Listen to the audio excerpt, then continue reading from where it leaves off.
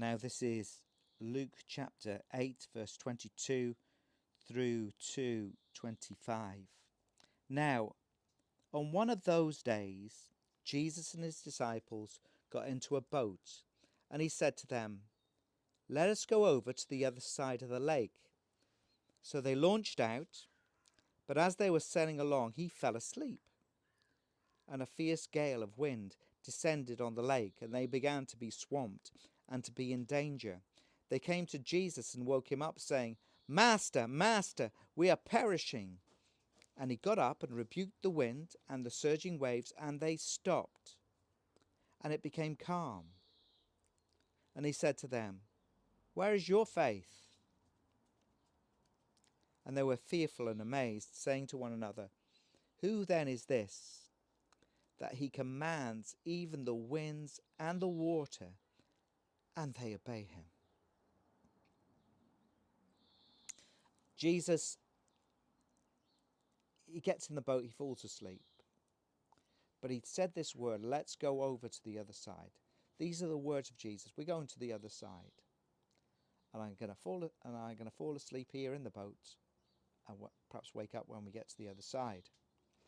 And then this terrible storm comes down. And they said, "Master, Master, we are perishing." I think in one of the other Gospels it says, "Lord, don't you care? Don't you care?" I suppose the thing is they were in peril, and they came to Jesus. And they said, they came with their problem, simply, "We are perishing." And Jesus stands in the boat, and it says here, he rebuked the wind and the surging waves, and they stopped. Now, it's all a miracle, isn't it? But it's amazing that Jesus should command the wind and it stop. But also, the waves should stop. Sometimes you go out to the sea, and you see there's massive breakers happening, but there's no wind. It's because there's been a storm a few days before, and the waters are still in turmoil because of that storm. But here the wind and the waves stop. And Jesus turns to his disciples, "Where is your faith?" And it's not a question they answered, because they were fearful and amazed, saying, "This is amazing.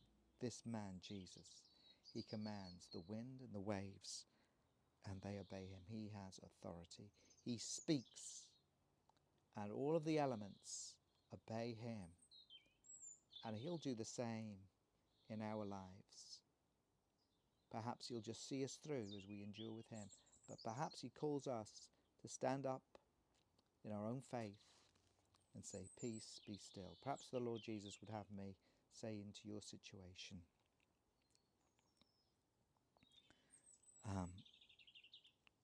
is for me to rebuke the wind and the waves and to say, "Peace, be still." Perhaps you should receive that from the Lord in your situation.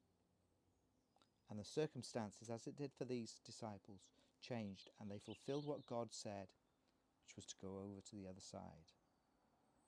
Isn't God good?